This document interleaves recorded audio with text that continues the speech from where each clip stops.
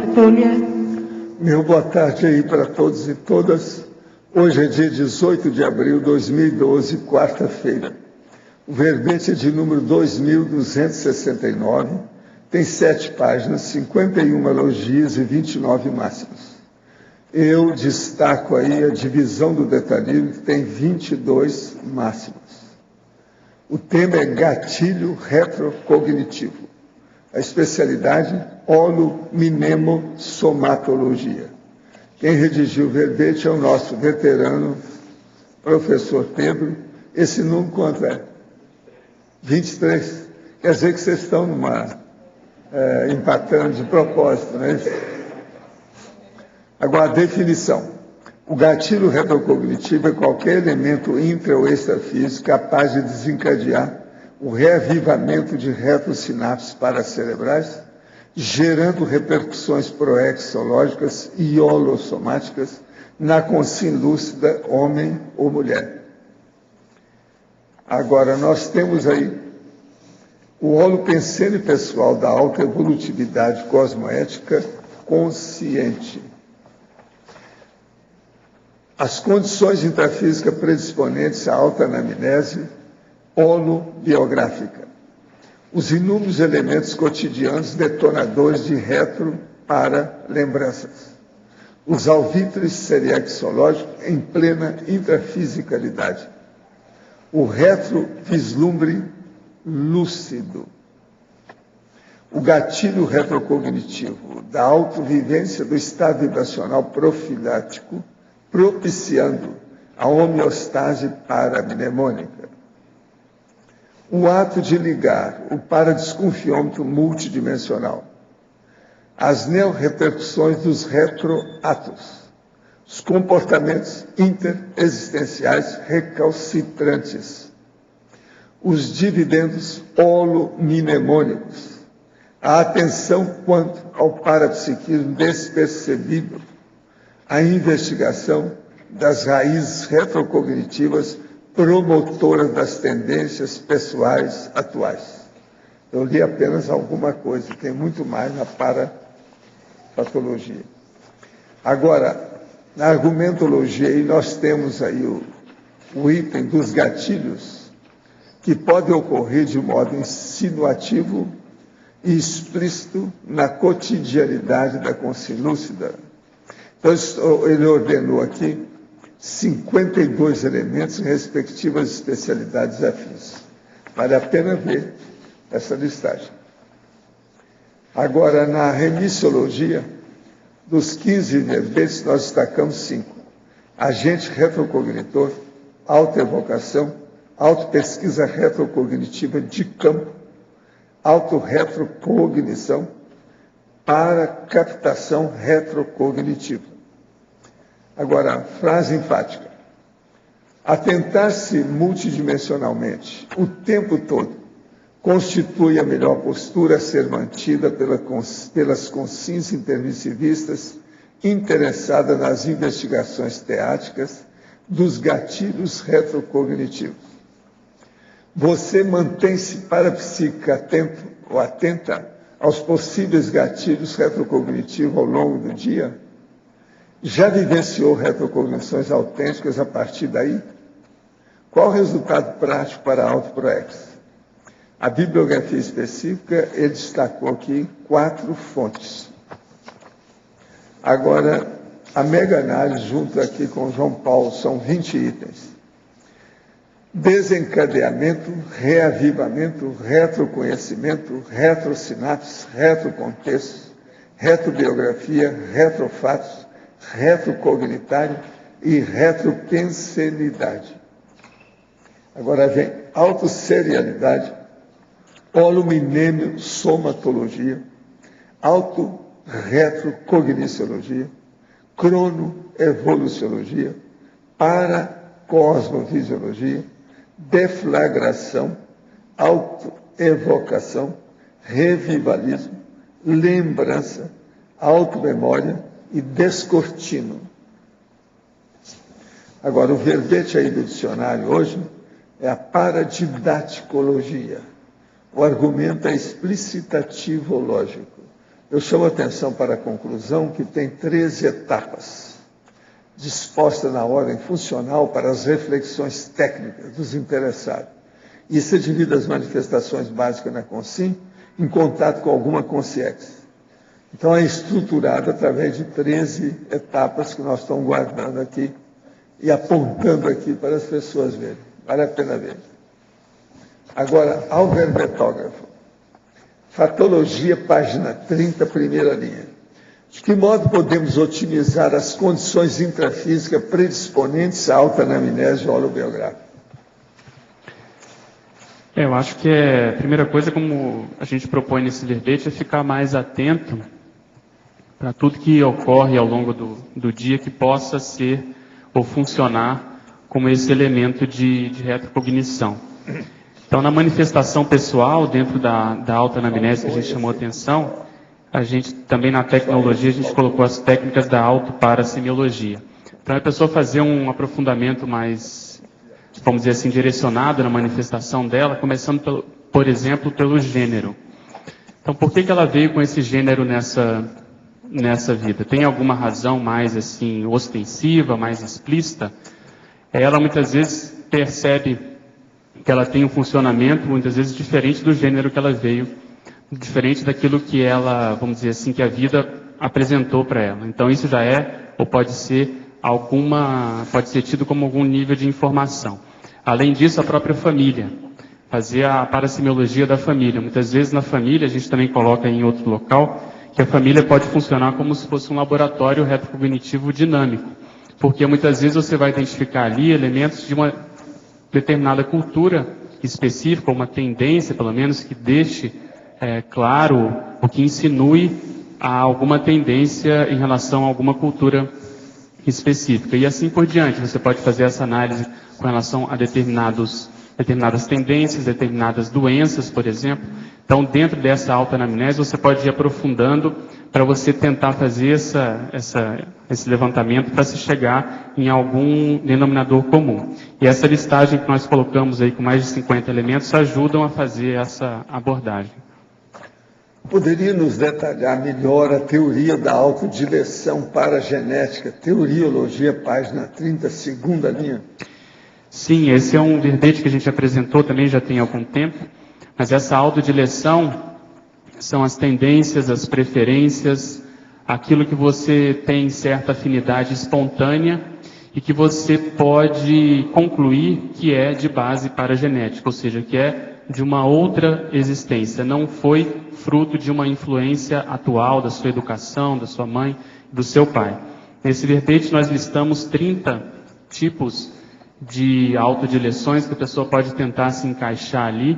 Então, por exemplo, muitas vezes ela tem uma tendência mais belicista, uma tendência mais artística, uma tendência mais intelectual, uma tendência, por exemplo, de ter uma educação acima da média, uma morigeração, como a gente chama. Enfim, tem que ver o que ressalta, o que chama atenção, e a partir disso ela começa a puxar o fio da meada, porque ali atrás pode estar, e normalmente está, alguma vivência anterior, alguma retrocognição. Efeitologia, página 31, terceira linha. O efeito halo da parapreceptoria funcional.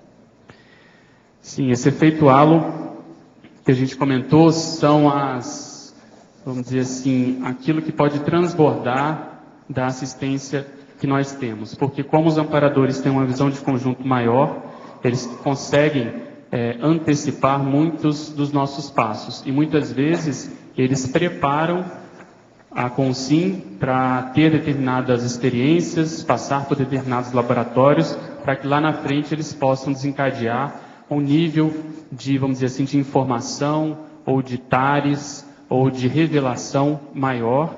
Então eles vão preparando a pessoa e lá na frente, quando ela tem essa experiência, ela vê que muito do que ela passou, pelo qual ela passou, foi na realidade uma preparação para que ela amadurecesse e pudesse lidar com a informação mais avançada que eles estão propiciando naquele momento.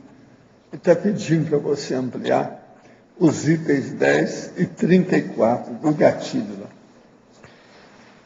Item 10, a incisão paracerebral impacto terápica, a intervesacediologia. No processo de consciência-terapia, como está sendo tratado normalmente, né, predominantemente, processos, às vezes, patológicos ou trafarísticos, muitas vezes essa abordagem mais incisiva, uma TARES mais frontal, como se fala, isso pode ecoar no micro-universo dali do evoluciente, e ele, a partir disso, pode conseguir evocar a causa daquele comportamento disfuncional, daquele comportamento mais patológico. Então, muitas vezes, esse padrão de energia que se emprega, junto com a ajuda dos amparadores, pode ser um elemento justamente para desencadear a retrocognição. E o outro seria o 34. Nomes. A imantação energética das alcunhas, o nom de plume, a onomásticologia. Muitas vezes, a gente até entregou recentemente um verbete que fala um pouco mais sobre isso, mas o nome pode ser considerado um presságio, né? Existe um provérbio latino que fala isso. Então a gente vê que muitas vezes há concordância do nome com a profissão, por exemplo, ou com o trafor que a pessoa venha a ter. Então, se ela estudar bem a base do nome, por que ela teve aquele nome, isso não é uma regra geral, mas ali pode estar explicitamente um recado, uma mensagem, alguma informação que ela possa utilizar dentro do contexto, dentro do quebra-cabeça, para ela conseguir puxar esse fio da meada. Agora, é outra pessoa, é o item 33, Dragona. Todas as marcas de nascença denunciam retroiniciações ou apenas as marcas de nascença estilo Dragona? Essas marcas são homeostáticas ou nosográficas? Não, as marcas de nascença nem todas indicam retroiniciações. O que a maioria indica patologia. Exatamente. Então existem dois verbetes, o Dragona parapsíquica, que você pode aprofundar isso, que é um névus específico no deltoide esquerdo, com uma determinada delimitação, e isso sim é o que tem mais relação com o processo parapsíquico do passado. Existe um outro verbete chamado estigma paragenético, e que aí há uma predominância mais nosográfica, em que muitas vezes a pessoa traz para o novo corpo estigmas de um retrosoma. Isso é muito comum. Normalmente, quando a intermissão muitas vezes é muito curta, a pessoa às vezes dessomou, vamos supor, queimada, ela pode ter ainda um estigma desse tipo de dessoma, ou ela tomou um tiro, uma facada, seja lá o que tipo de dessoma que foi, mas quanto mais violento e quanto mais, vamos dizer assim, emotivo, emocionalmente mais forte, há uma tendência disso ficar mais impregnado no psicossoma, sobretudo se essa consciex não passou pela chamada segunda morte, ou seja, ela ainda ela ressoma com resquícios do holochakra anterior. Então isso tudo conflui para que nesse novo corpo se configure essas marcas. Aqueles pesquisadores que estudaram mais processo de reencarnação em crianças, por exemplo, Ian Stevenson, a Carol Bauman, eles têm uma das, vamos dizer assim, das particularidades, daquilo que eles se dedicam mais, é o estudo desses sinais. Então, existem vários exemplos que a pessoa pode pesquisar. Um que eu estou me lembrando aqui, a pessoa nasceu com uma cicatriz aqui no pescoço e uma falha aqui no couro cabeludo, não nascia cabelo. Espontâneos que ele teve, ele viu que ele estava mexendo com uma mina e um objeto transfixou o crânio dele, então se considera que esses neoestigmas do novo soma foram em função dessa dessoma mais traumática. Então existe muita literatura que a pessoa pode pesquisar nesse sentido. É aquela moça que ressomou e achou que estava com uma cicatriz no coração, que foi transfixado o coração pela seta do amor do rapaz. E ele, nessa vida, não queria nada que ver com ela. Pedro, pois não. Na parafatologia, página 30, a segunda e terceira linha tem a sinalética energética para a psicopressão confirmadora. Eu gostaria que você ampliasse quais são essas sinaléticas, como são. O sinal específico ele vai variar de pessoa para pessoa, mas se a gente pudesse pegar vamos dizer assim, talvez mais comum, o mais conhecido, mais universalista, vamos chamar assim, seria o para-banho, por exemplo. A pessoa às vezes está investigando, ela está pesquisando, se identificou com um determinado autor, vai numa biblioteca. Ao pegar um determinado livro, se ela tem ali um para-banho, se ela recebe um para-banho, isso pode ser uma confirmação de que ela, por exemplo, está no caminho certo, de que vale a pena ler aquele livro, de que naquele livro tem alguma pista que vale a pena ela seguir. Então, esses sinais, a sinalética, muitas vezes, quando a pessoa já tem experiência, ela sabe que ali é algum nível de comunicação que os amparadores estão tentando prestar. Então, vale a pena, sempre nessas pesquisas retrocognitivas, inserir o contexto, obviamente, multidimensional. Seria mais nesse sentido. Tá, e aqui outra... 1, 2, 3, 4, 5. Sexta linha, na parapatologia sexta, de baixo para cima, as quisilas serexiológicas. A gente também já trouxe essa ideia. Quisila é tudo aquela manifestação espontânea de aversão que se tem a determinada pessoa, determinado objeto, determinada ideia. Normalmente, as consins. Então, aquelas pessoas que, de algum modo, espontaneamente nos trazem essa aversão espontânea, vale a pena se deter com mais calma a estudar esses casos e ver por que disso. O que será que houve para justamente haver essa manifestação emocional espontânea? E se a pessoa tiver equilíbrio, não tiver mais envolvimento emocional tão grande, ela muitas vezes vai descobrir que ali houve algum trauma, algum conflito, alguma dificuldade maior envolvendo aquela outra pessoa, aquele grupo, algum contexto, e que a pessoa pode ter maior ou menor responsabilidade com relação àquele imbróglio, né? aquele processo. Então vale a pena estudar não só o processo de afinidade, vamos chamar assim, positiva, mas também aquilo que nos traga uma certa aversão, né? E a última, aqui também na penúltima linha da parapatologia, bom, tem esse enrompimento paracerebral no dia a dia. Coisa que se ampliasse, porque aí é enrompimento também do psicossoma, tudo bem, mas seria isso aí já facilitaria, já é uma retrocognição ou não? Na realidade a pessoa fica mais predisposta. A gente tentou pelo menos fazer um crescendo aí. Com o restabelecimento da holomemória no neocérebro, se nós pudéssemos e pudermos aqui, nessa vida humana, recuperarmos mais cons, tivermos acesso a uma ou mais vidas, pouco a pouco nós vamos constituindo nesse cérebro um grande percentual, é muito difícil ter a totalidade, mas um grande percentual de informações ou de lucidez que nós tínhamos, por exemplo, antes de ressomarmos. Então isso é muito interessante porque fixa, o nível de lucidez aumenta muito. E isso se dá, a gente continua aí, a busca pela cognição intermissiva no neossoma, que é isso que eu estou comentando, e o rompimento paracerebral no dia a dia. Se nós pudermos nos manifestar de modo mais descoincidido, com parapsiquismo mais ativo, com mental soma mais produtivo, há uma tendência natural para que esse rompimento paracerebral ele se, vamos dizer assim, instale, ele se mantenha, e aí a pessoa comece a ter mais insights, mais informações, a tendência, por exemplo, dela vivenciar fenômenos mais avançados, como a pangrafia, por exemplo, e a própria retrocognição. Então, casar ou fazer o casamento, por isso que eu terminei com a parafisiologia holomnemônica. Fazer o casamento da parafisiologia do holossoma com essas intenções, com aquilo que a gente deseja estudar, com aquilo que a gente acha que é o melhor e que vai ajudar um número maior de pessoas. Acho que se a gente tiver isso em mente, há uma tendência da gente ter mais êxito nessas pesquisas. Ok, obrigado.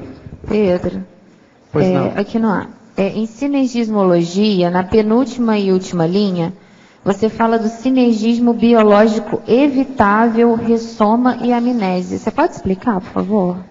Sim, a ideia é chamar a atenção para a gente tentar evitar isso que é mais ou menos compulsório, que acontece na ressoma, que é o processo de amnésia. Na realidade é um processo até fisiológico ou parafisiológico, que nós estamos recebendo um novo corpo, um novo cérebro. Mas existe aquele verbete nulificação da infância que visa exatamente isso. Você tentar recuperar os cons, as informações, o passado, com uma idade cada vez mais precoce. Então, com isso, quando a consciência tem mais lucidez, ela tem mais equilíbrio, ela é mais, vamos chamar assim, mais lúcida, há uma tendência dela poder fazer essa evocação e essa recuperação dessas informações. Então, ao invés da biologia funcionar como se fosse uma canga em cima da consciência, a consciência vem a cavaleiro da situação, ou seja, ela engole a biologia, para a genética dela vem, engole a genética e ela pode passar a lidar com um número de informações maiores. Então, pegando o exemplo do professor Valdo, ele sempre conta que ele começou a ter retrocognições aos 3 anos de idade. Você vê que nessa idade o cérebro praticamente não está formado, ele está muito ainda incipiente na sua formação, e mesmo assim é possível da gente poder recuperar essas informações. Então, a ideia é nós começarmos a pensar nisso, para que numa próxima existência a gente possa recuperar essas informações mais cedo. Que nós possamos ser inversores cada vez mais precoces. Essa que é a ideia. Eu só não entendo nisso o seguinte: como se dá essa ponte entre o paracérebro e o cérebro numa criança que ainda não tem o cérebro muito desenvolvido? Por exemplo, criança de 3 anos, enfim. Como se dá essa ponte? Como se dá a rememoração de determinados parafenômenos? Se você pensar que a memória que ela tem, que ela dispõe, que existe no micro-universo dela, é maior do passado do que do presente, ou seja, ela tem um cabedal de informações maiores do passado do que do presente. Então, assim que ela puder manifestar alguma coisa, se ela tiver, vamos dizer assim, lúcida, tiver amparo, tiver condições, há uma tendência dela verbalizar isso nas primeiras manifestações assim que ela puder. Isso é muito comum, justamente na idade infantil, dos 2 aos 5 anos, há uma grande quantidade de relatos de crianças que têm espontaneamente, inclusive lembram o próprio nome da última vida, lembram como que elas dessomaram, o nome dos pais e assim por diante. Então isso é porque aquilo está muito vívido na manifestação consciencial dessas personalidades. E como eu comentei antes, se houver a intermissão curta, ou seja, se foi muito próximo à última dessoma, há uma tendência disso ser ainda mais observado, né, de ser mais comum ainda. Então, eu penso muito nesse sentido, de que ela vai acessar alguma informação. Essa informação que está mais disponível, muitas vezes, é aquela mais antiga, porque é em uma quantidade maior. Tá bom, obrigada. Patologia, página 30, final da 2ª linha, por favor. Comente sobre os alvitres seriexológicos em plena intrafisicalidade. Sim, a ideia aqui foi chamar atenção para aquilo que pode funcionar como um alvitre, quer dizer, algum recordador, aquilo que sugere, aquilo que lembra você do processo do passado.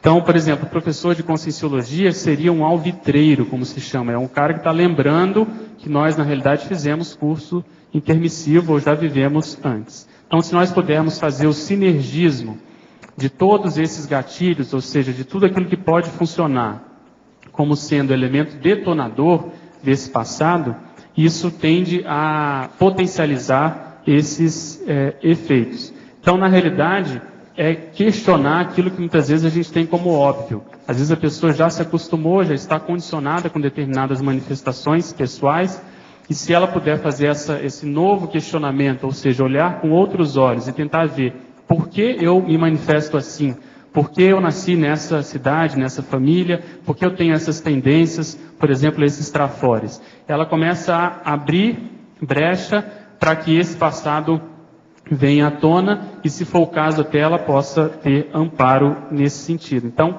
na realidade, chamar assim, o mater pensene do verbete é para que a pessoa fique mais atilada, antenada, mais lúcida para essa realidade. Muitas vezes o passado está escancarado na cara dela e ela muitas vezes não ligou as pontas. Parafatologia, página 30, final da 8ª linha. Gostaria que ampliasse os trejeitos pessoais retrocognitivos. Sim, da mesma maneira, se uma determinada cultura influenciou muito, marcou muito uma determinada consciência, há uma tendência dela se comportar novamente do mesmo modo. A gente chama atenção para isso na listagem número 25. São os ademanes, a postura e os trejeitos retrocognitivos. Então vamos supor que uma pessoa, e a gente viu isso muito no curso da monarquia, que vai se repetir agora no dia 12 e 13 de maio, várias pessoas espontaneamente trazendo esses relatos do modo como elas se manifestam, o modo tipicamente da monarquia. Às vezes um modo mais afetado, um modo mais requintado, um modo mais diferenciado. Então, há uma tendência natural que mesmo essa pessoa nascendo em uma outra cultura, por exemplo, aqui no Brasil, às vezes até numa favela, não teve aquele nível de educação, mas a pessoa mantém aquela educação que ela recebeu, aquele tipo de, vamos dizer assim, de cultura que foi muito incutido no caso pessoal. Efeitologia, página 31, final da 4ª linha. Aprofunde os efeitos holossomáticos e multidimensionais da autoidentificação de retropersonalidade consecutiva. Gostaria que comentasse a respeito das consciências que estão aí no CAEC e ainda não identificar suas retropersonalidades consecutivas. Isso é Murilo, ele quer tudo. É a grande maioria, né? Nós estamos aqui buscando compor esse, vamos dizer assim, esse álbum de família retrocognitiva. Então, mas a gente conhece um caso ou outro que nós observamos esses efeitos, ou seja, a pessoa não, nem que ela queira, ela fica mesmo. É só ele vir fazer esse curso aí da monarquia. Da monarquia, exatamente. Vai ver uma então você vai encontrar ex-rainhas, ex-reis, príncipes, estamos todos aqui. Então, quando há essa identificação, essa confirmação, há uma tendência de que a pessoa se manifeste de outro modo, porque ela tende a ter uma base de comparação maior. Então, há uma tendência dela confirmar e reafirmar determinados posicionamentos e posturas positivas, cosmoéticas que ela vinha acertando, e também, por outro lado, dela retificar ou consertar comportamentos ectópicos ou automiméticos, vamos chamar assim, patológicos. Mas, de modo geral, pelo que eu tenho observado, a autoconfiança da pessoa aumenta, a tendência dela até se autodesassediar mais, e a gente vê isso na prática com o aumento da produtividade. Então, muitas vezes a pessoa já vinha cumprindo a sua PROEX, vinha no rumo certo, mas a velocidade ou o ritmo que ela imprime tende a aumentar. Professor Pedro, Parafatologia, página 3, 3ª e 4ª linhas. Poderia ampliar o ato de ligar o paradesconfiômetro multiexistencial e as neorrepercussões dos retroatos? Sim, como a gente estava comentando, a ideia básica desse verbete é chamar atenção para isso. E a gente tentou explicitar isso também na frase enfática. Quando a gente colocou aqui a pessoa, para todos nós, atentar-se multidimensionalmente o tempo todo, como sendo a melhor postura para que nós possamos manter e investigar e poder colher os frutos desses gatilhos retrocognitivos, é exatamente ligar esse autoparadesconfiômetro. Então, muitas vezes, a pessoa não fez, por exemplo, essa análise mais detalhada da consim com a qual ela convive, por exemplo. Então, o duplista, ou a duplista, pode ser um grande laboratório de pesquisas retrocognitivas. Então, tem que se fazer o levantamento dessas afinidades, dessas raízes, porque isso pode, muitas vezes, indicar ou dar orientação, seta, de determinadas áreas que ainda não foram exploradas na autopesquisa.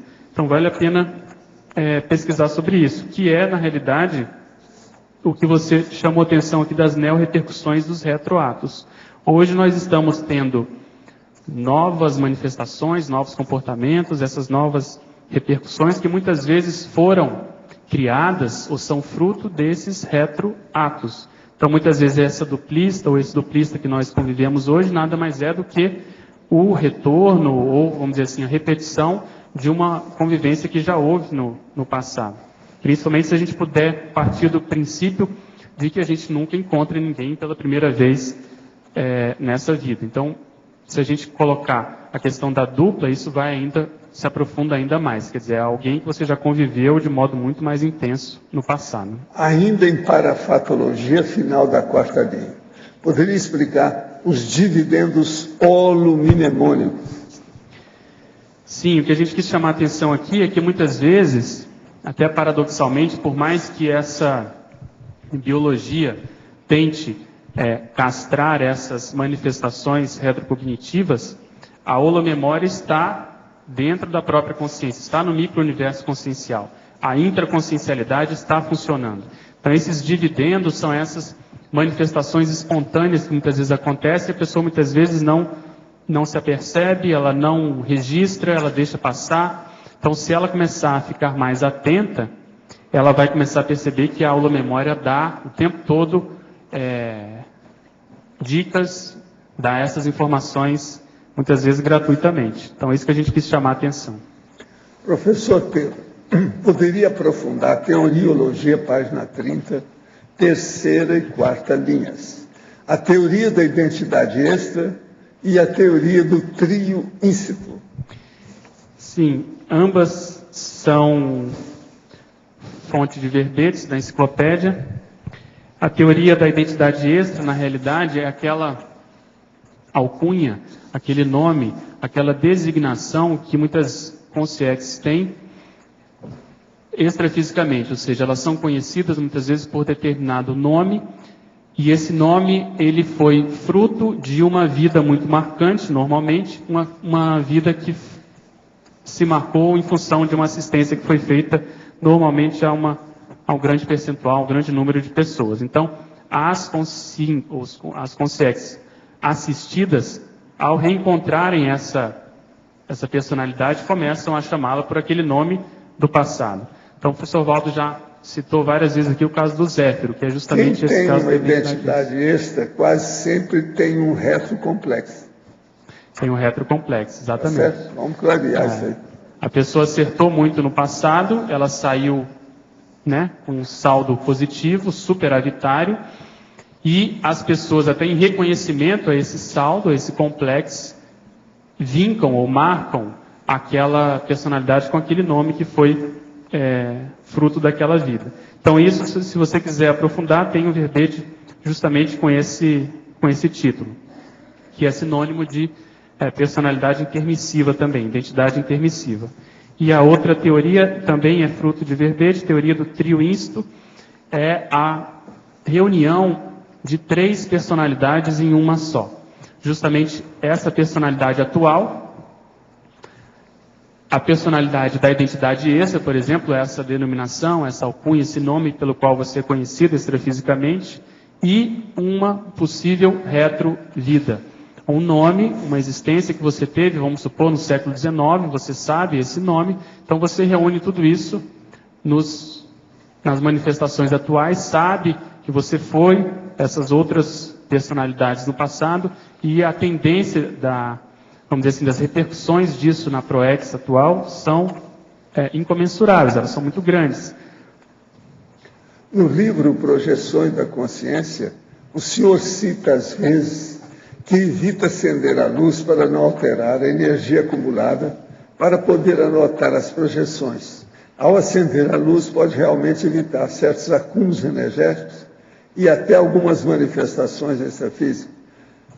A gente tem que lembrar o seguinte: o ectoplasma, o melhor que se faz é fazer no escuro a manifestação e no ambiente mais frio. Quando a gente acende a luz, isso faz com que o ectoplasma desapareça, e também o problema de aumenta também a temperatura, ainda piora ainda mais. De modo que isso tudo são condições físicas e extrafísicas que a gente não pode fugir. Tem que examinar e ver como é que funciona. Pois não. Na página 31, Pode falar. na enumerologia, na segunda linha, dissecção autocognitiva.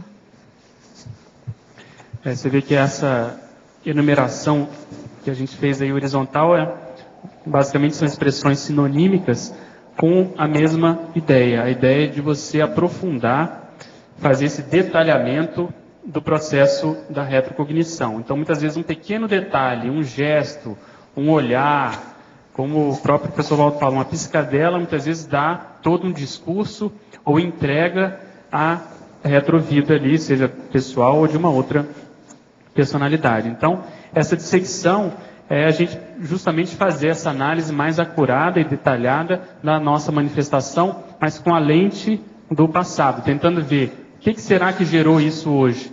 Por que eu me manifesto assim? Essas tendências que eu tenho, principalmente pegando os trafores, se a gente lembrar que os trafores são fruto de experiências do passado, uma coisa que a gente vem fazendo há muito tempo, e isso deu algum gabarito, alguma qualificação, algum skill, então isso tem que ter uma raiz, tem que ter algo por trás. Então olhar um pouco além de simplesmente tentar identificar o mega trafore, entende? Não, eu já identifiquei, eu tenho facilidade com isso, mas quem que fazia isso no passado? O que deve ter gerado isso?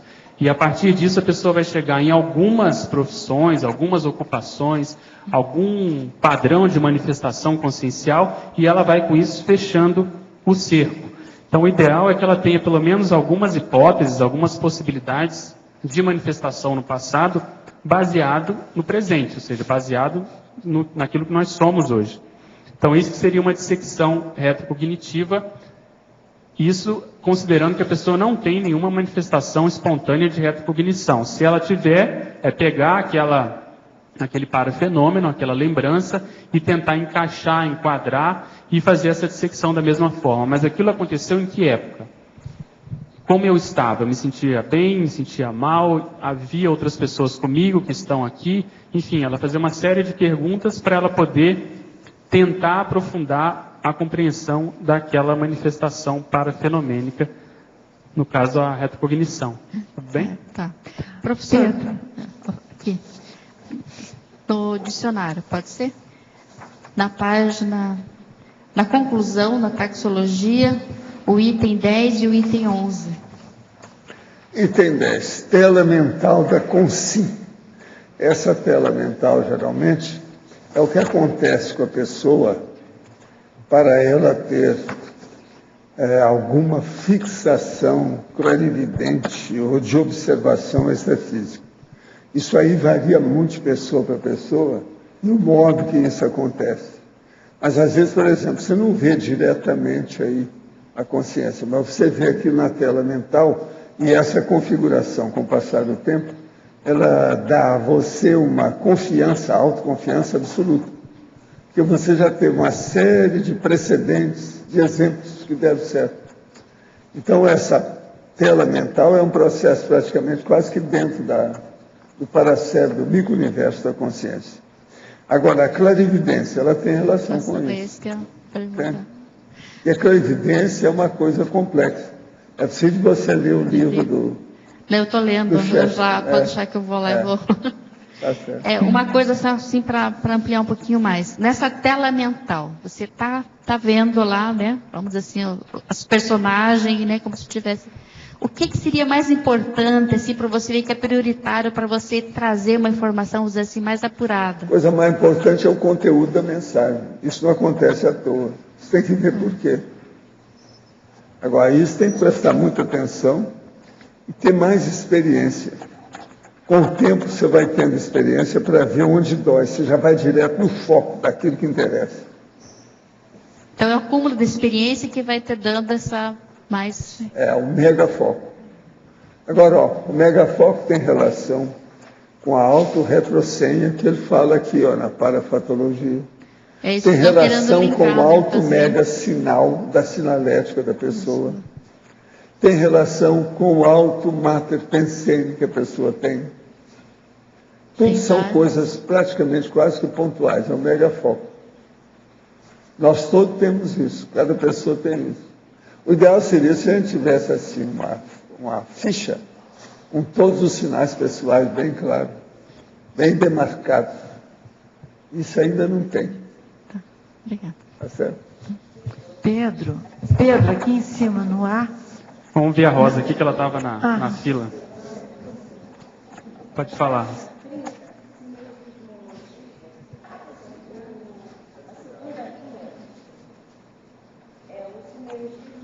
Vibracional, gatilho retrocognitivo. Eu queria te perguntar o seguinte: Esse gatilho retrocognitivo, ele vai gerar a retrocognição porque após ele vem uma projeção, ou ele em si pode ser provocado em vigília uma retrocognição?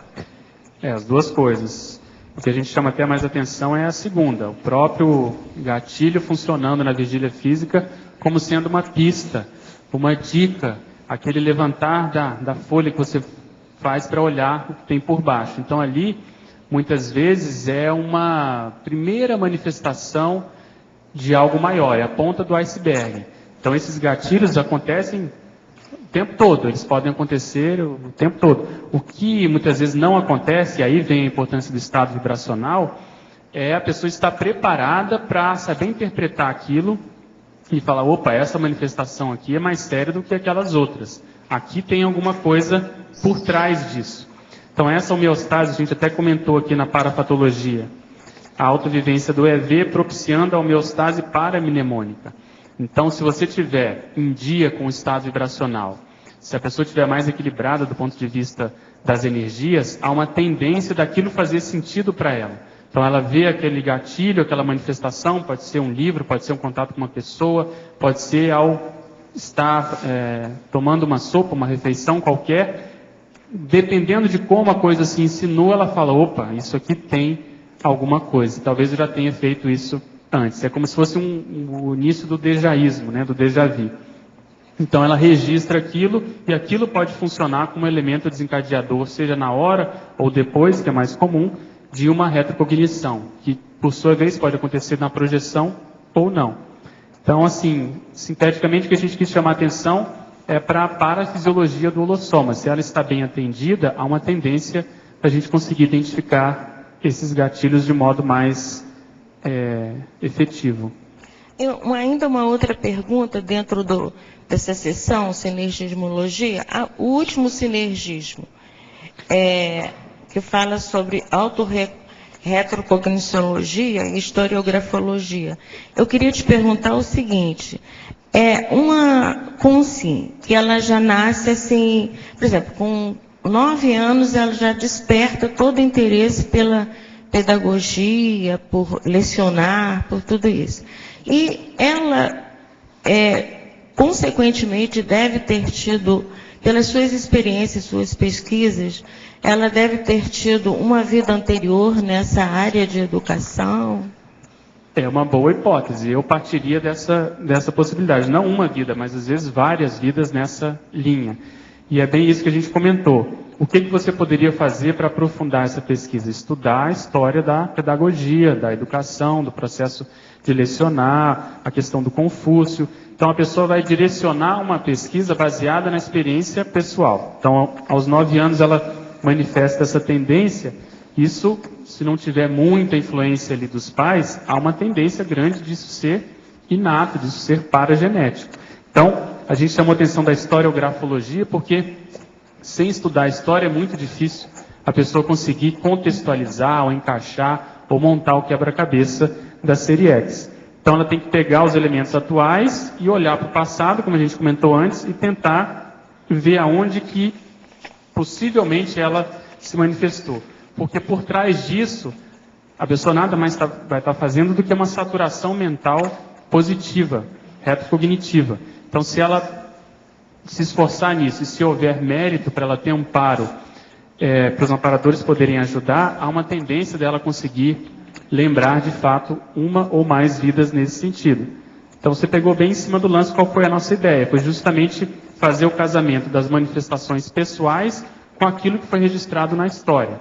Sempre lembrando que muitas vezes o que foi registrado, às vezes não bate, às vezes é manipulado, às vezes é distorcido, às vezes foi registrado de um modo, vamos dizer assim, pouco produtivo.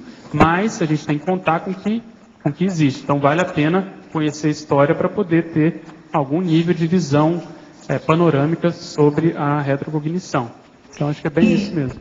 Ainda uma outra pergunta, quando os flashes retrocognitivos são nosográficos e não bate com a vivência pessoal atual da pessoa, esses flashes são de uma vida muito anterior, de vidas anteriores, Eu acho que pode ser das duas coisas. Há uma tendência maior de ser até mais recente, porque aquilo funciona como é um outro assunto que a gente colocou aí, que eu vou pegar o gancho para aproveitar, que é o processo de nódulo holomnemônico. O nódulo holomnemônico, que é um verbete também, é justamente aquela manifestação que não foi digerida, aquilo ficou encistado, ficou como se fosse um tumor ali na memória, e aquilo tem que fazer a catarse, tem que vir à tona, tem que justamente fazer a terapia desse processo. Então essas manifestações, tipo pesadelares, tipo muitas vezes vem como fobias, como manifestação às vezes de uma determinada doença específica, há uma tendência daquilo ser mais recente ou então mais antigo, mas que aquilo foi muito sério, foi muito dramático. A consciência vincou muito aquilo no psicossoma. Então ela vem ao longo das vidas tentando fazer aos poucos essa catarse, essa manifestação. Então não bate muitas vezes com a vida atual, porque justamente a causa, a etiologia é anterior. É como se fosse, então, traumas, né? Que não resolvidos, né? Exatamente. Eu comentei aí em algum lugar, na interaciologia, exatamente esse processo lá no último item, gatilho retrocognitivo e nódulo holomnemônico, e tem também um processo de catarse com momento em algum local. São os retrotraumas, o ciclo, né? Repressão psicossômica, catarse serexológica, exatamente isso. Aquilo ficou represado, reprimido emocionalmente, e a Seriex cuida a pessoa na próxima vida, em outras vidas, em função da neomanifestação, ela vai ter que lidar com essa emoção de um modo ou de outro. Então, isso pode acontecer de diversas formas. Obrigada, Pedro. Pedro, aqui na última página, nas suas questões, a segunda questão, você pode falar o que você está chamando de retrocognições autênticas? Quer dizer, existem as falsas, né? A gente, quando vai mexer com retrocognição, é sempre bom lembrar que o processo de passado, mesmo positivo, ele levanta poeira. E mesmo, vamos dizer assim, sendo autêntico, a pessoa querendo lidar só com ela, inevitavelmente ela vai mexer com um grupo. Então, às vezes, ela sai bem da retrocognição, mas quem está do lado dela pode sofrer alguma rebarba. Então, além disso, existem as forçações de barra também. Por isso a gente comentou aqui na antagonismologia a síndrome das falsas memórias. Nesse contexto, é exatamente a pessoa querer preencher lacuna. Então ela começa a deduzir, logicamente, que pelo fato dela ter sido, vamos pegar o exemplo aqui que a Rosa falou, professora, pedagogia, ela começa a gostar de uma determinada personalidade do passado, já acha que é ela, e aí ela começa a inventar falsas memórias. Isso tem uma outra, na SOCIM, né, vou chamar assim, tem várias aplicações dessa síndrome. Uma delas que eu estou lembrando aqui é da alienação parental, quando, por exemplo, há uma separação dos pais e um ou outro, por exemplo, que fica com os filhos, começa a incutir memórias falsas na criança contra o outro parceiro. Isso é chamado de síndrome das falsas memórias, tem aplicação até no processo de direito também.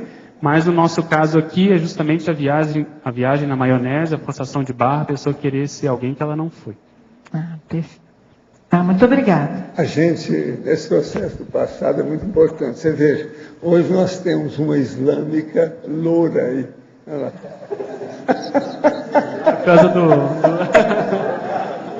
Vocês já viram como é que ela está toda enrolada? Da monarquia ainda. Aqui está tão frio assim. Hein? Está tão frio desse jeito. Será que ela tomou sorvete antes de vir para cá? Está congelando.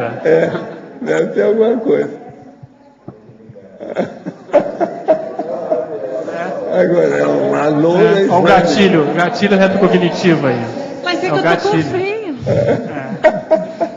Agora, ó, com frio, com em interaciologia, na segunda linha, poderia comentar sobre a interação autoexposição sincera, heterajuda providencial.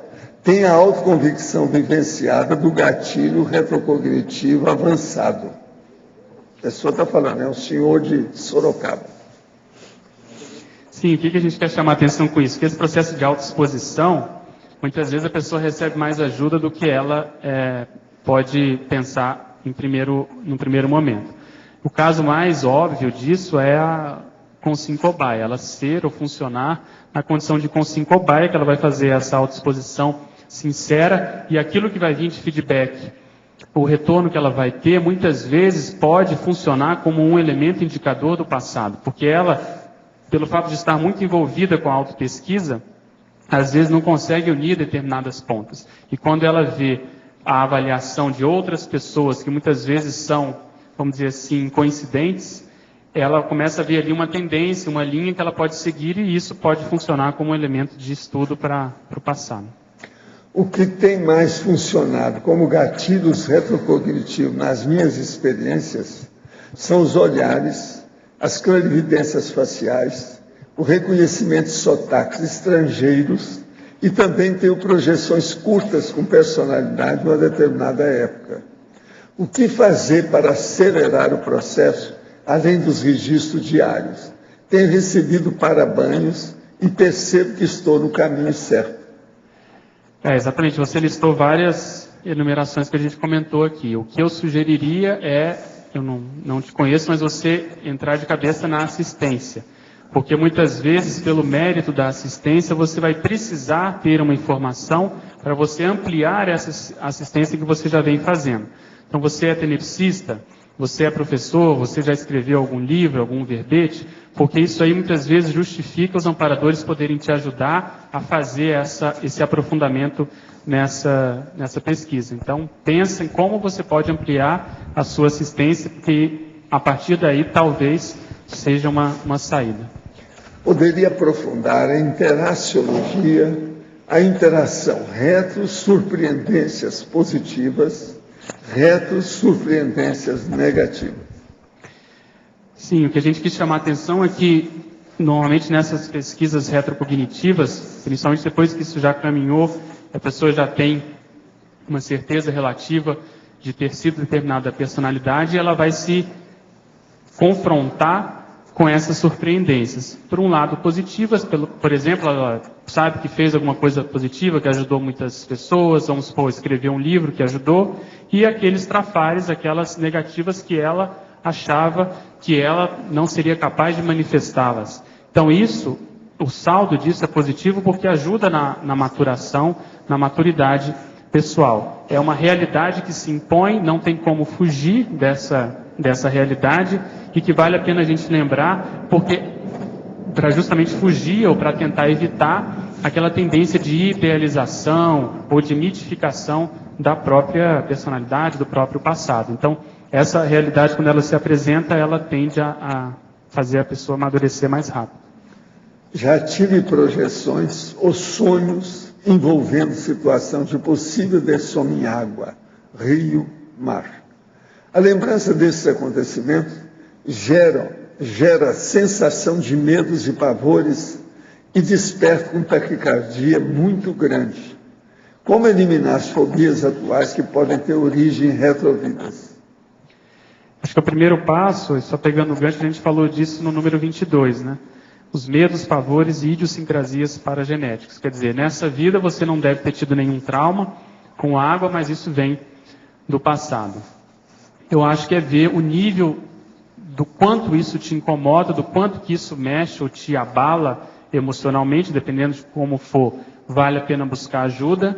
E aí eu lembro da psicologia cognitiva, comportamental, isso pode talvez te ajudar, que basicamente vai tentar te ajudar a fazer o quê? A compreender, a usar o raciocínio, a usar a lógica, o discernimento, e compreender essa manifestação, que muitas vezes foi em uma outra época, um outro soma, e que você, ao fazer isso, você vai estar justamente depurando. Essa manifestação, ela tem tido êxito nesses casos que eu citei de crianças que muitas vezes acordam com pesadelos de retrodessomas mais traumáticas.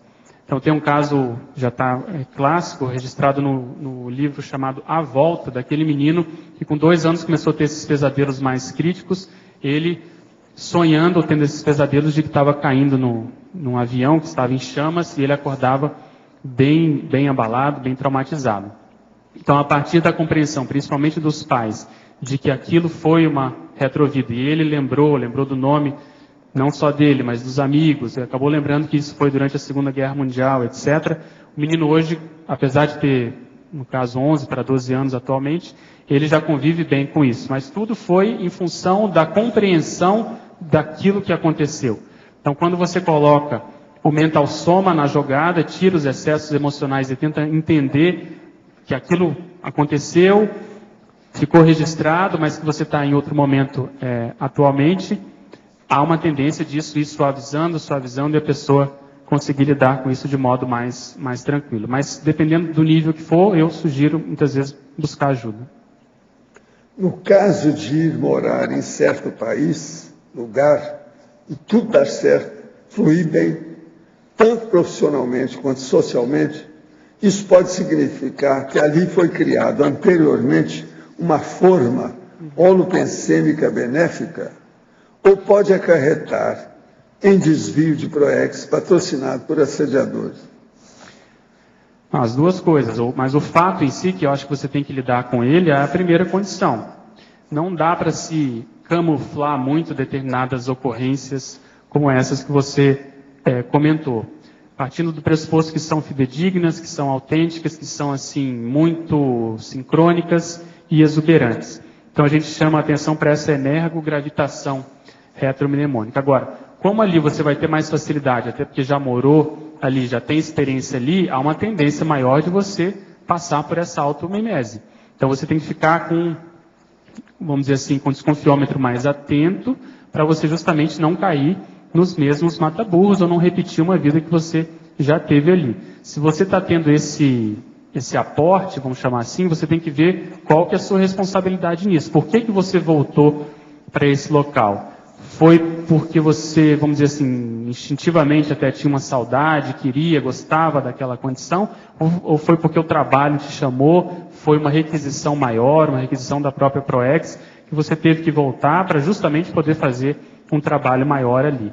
Então, uma coisa não exclui a outra. O fato de você estar numa retroforma, isso pode te ajudar muito, mas também pode te desviar muito. Então, vale a pena abrir o olho.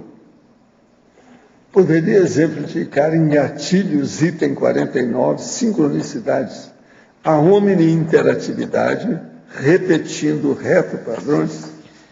É esse caso que a gente acabou de comentar dessa pergunta anterior. Então, muitas vezes, ao voltar a uma determinada cidade, que a pessoa já viveu, passou uma vida inteira ali, há uma tendência dela começar a vivenciar situações muito, vamos dizer assim, que chamam muito atenção, muito coincidentes. Então, essas sincronicidades começam a mostrar que a pessoa está repetindo, está fazendo e se comportando da mesma forma, só que ela está em um outro momento.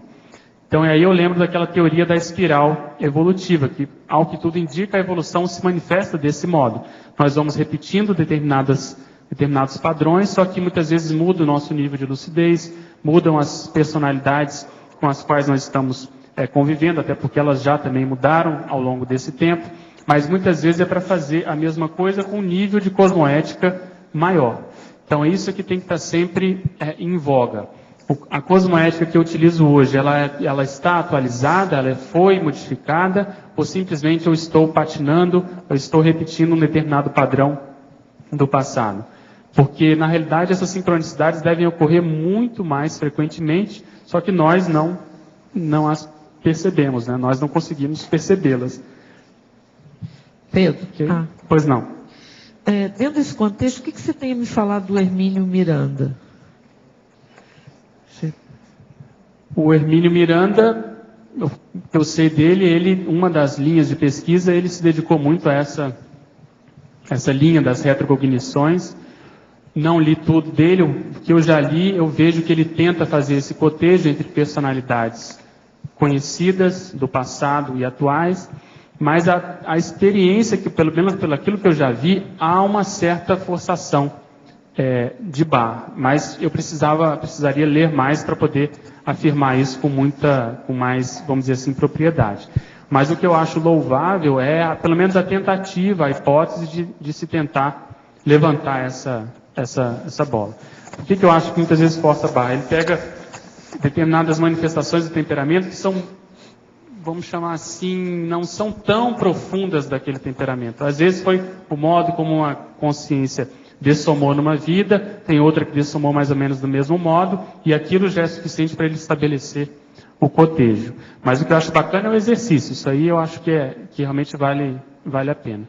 E além disso, existem manifestações de determinadas personalidades que afirmam serem outras. Elas acham que lembram, ou melhor, elas lembram que foram determinada personalidade do passado, e isso é muitas vezes o fio da meada, né, o ponto de partida, o tiro de meta para que a pessoa, ele estabeleça a sua pesquisa. Então, a partir daí, você tem que pelo menos dar algum crédito, né? Porque então, no caso, a maioria das vezes ele fala de um terceiro. De um terceiro, não é mais ele, de um. não foi a vivência dele. Isso, é isso? A maioria.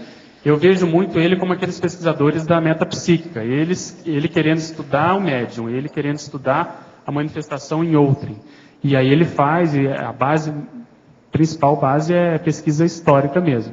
Então, como não tem essa vivência pessoal, às vezes pode deixar a desejar. Então, eu concordo com você. Normalmente são pesquisas em outras pessoas. Por isso que me chama muita atenção ele, talvez, isso eu estou falando por mim, não tenho nenhuma informação assim mais segura, mas que ele tem todo o perfil daqueles cientistas do século XIX querendo estudar os fenômenos, mas indo até esse ponto. Né? Uhum.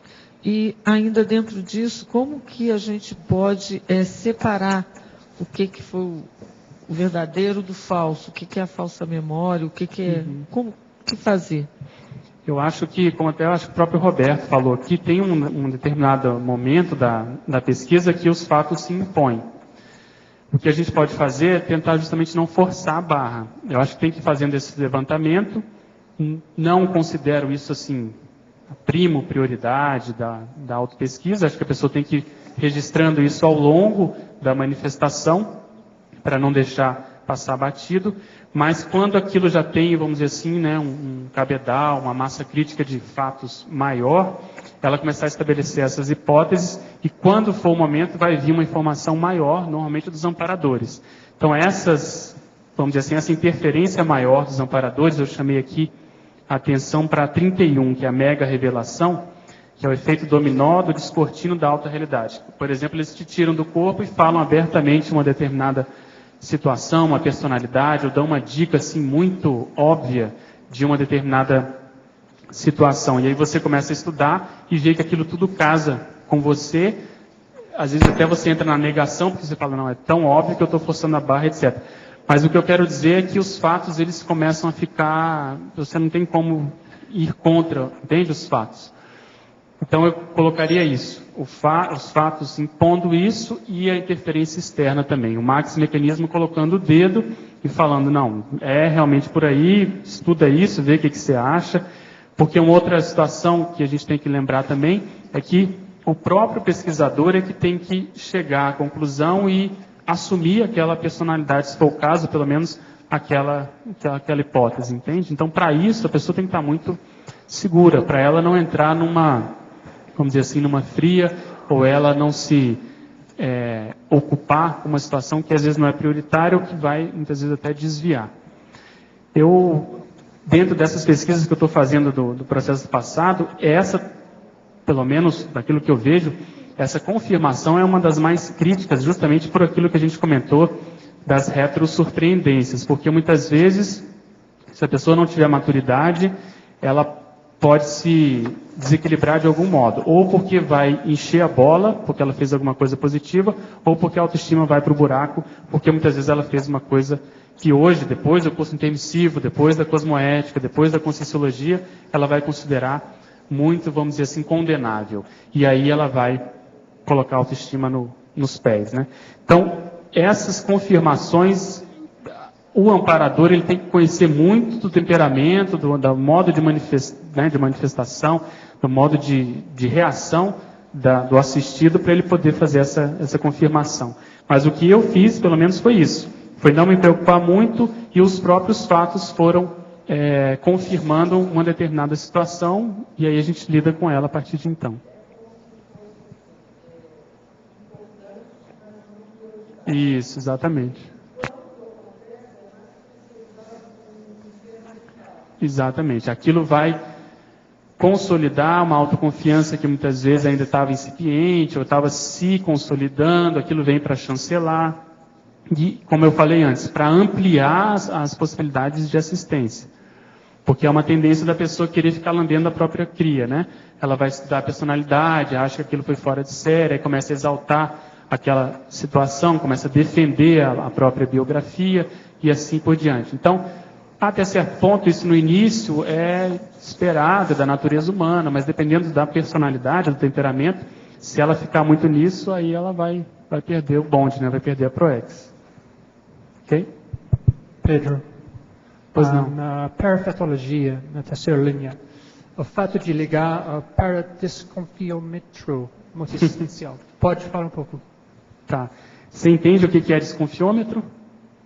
Essa palavra, desconfiômetro? Tá. Como é que eu vou explicar? O desconfiômetro é você ficar mais atento, aware. Você ficar mais atilado para essa realidade retrocognitiva. Então, a ideia, a gente comentou isso na frase enfática, é o tempo todo, em cada manifestação. Por exemplo, nós estamos aqui num grupo que gosta de estudar, gosta de debater.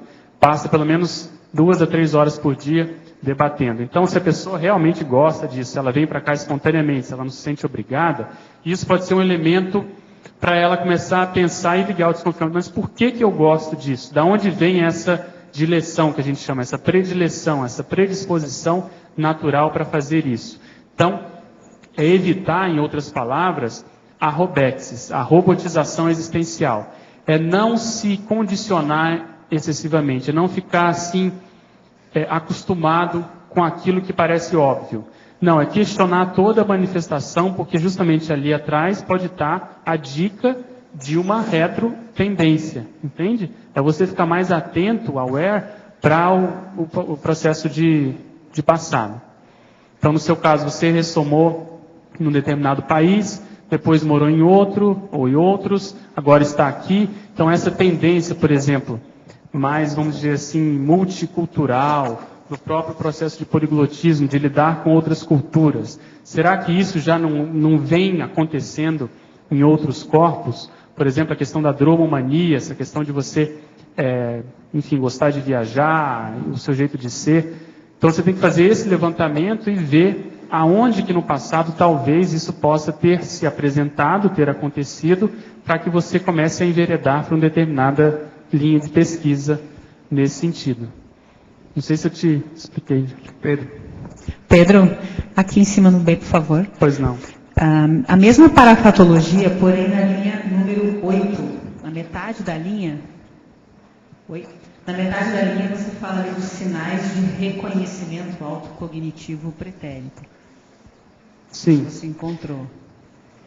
Eu queria te fazer uma pergunta mais específica. Por exemplo, eu tive algumas experiências com algumas pessoas. Vou dar um exemplo A e B.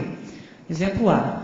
Convive com a pessoa A, ela despertou uma série de sinais, de parasinais, que eram desconhecidos até o momento. E o convívio com a pessoa B também, sinais diferentes. Uns puxavam mais para o lado homeostático, outros puxavam mais para o lado nosográfico. Mas nenhum dos sinais eram pessoais meus já conhecidos, digamos assim. Né?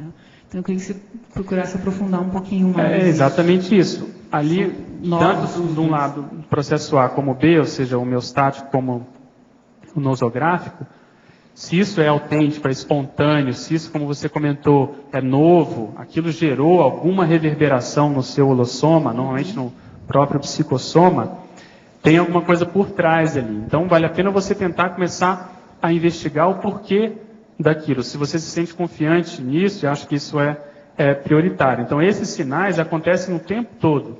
E talvez as duas situações mais desencadeadoras desses sinais retrocognitivos ou desses gatilhos é justamente o processo consciencial externo, ou seja, outras consciências, o convívio com outras consciências e o autoconvívio. Então, a pessoa que faz muita autopesquisa, o pessoal, por exemplo, da Conscius, que lida muito com conscienciograma, como o processo da holomemória está intrinsecamente ligado a isso, é natural que aflore essas manifestações do passado. Então, eu vejo de modo muito assim, lógico, essa manifestação, a tendência dela acontecer ordinariamente, quer dizer, o tempo todo, todos os dias. O que vale a pena é tentar, através do parapsiquismo, perceber o que será que houve ali, aonde que será que aconteceu isso, será que é coisa muito antiga, será que é coisa mais recente? Uma dica que eu daria é você tentar nomear qual foi a emoção que aconteceu naquele momento.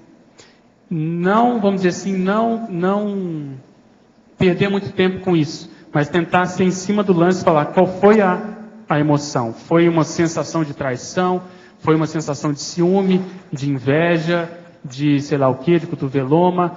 Quanto mais sinceros nós formos nessa denominação, mais a gente vai tender a compreender a causa de, por exemplo, dessas quisiras que a gente comentou, se for o caso mais nosográfico, aquela aversão, por exemplo, que a gente tem, ou pode ter, espontaneamente, com relação às outras pessoas. Então tem que nomear, mas o que foi que eu senti naquele momento? Como estavam as minhas energias? Havia amparo? Havia assédio? Então, inserindo o processo da multidimensionalidade, há uma tendência da gente ampliar essa abordagem, e aí a gente ter mais dados para poder comparar e poder pesquisar. E talvez associar também com sinais, os parassinais, né? Parasinalético, parapsiquismo. Isso, é que a gente confirmou. Ela, muitas vezes pode né? confirmar, exatamente. Ela pode ser, confirma, vamos supor, você denomina uma determinada emoção, ou vai através de um contexto, e ali depois tem um parabanho, ou tem uma manifestação energética. Muitas vezes não vai se confirmar, não vai ser 100% confirmadora, mas ali já tem um elemento a mais para você seguir naquela linha de pesquisa, por exemplo. Entende? Pedro, então, aqui no ar. Pois não. Queria que você aprofundasse aqui 3 itens em gatilhos, que é o 33, o 34 e o 37. 33 músicas, as melodias, óperas e valsas recordadoras de retrocondutas. Então, dependendo da manifestação, da história pessoal, do itinerário consciencial, nós tivemos, no passado era comum haver essas óperas, esses recitais, tem gente que gosta muito disso.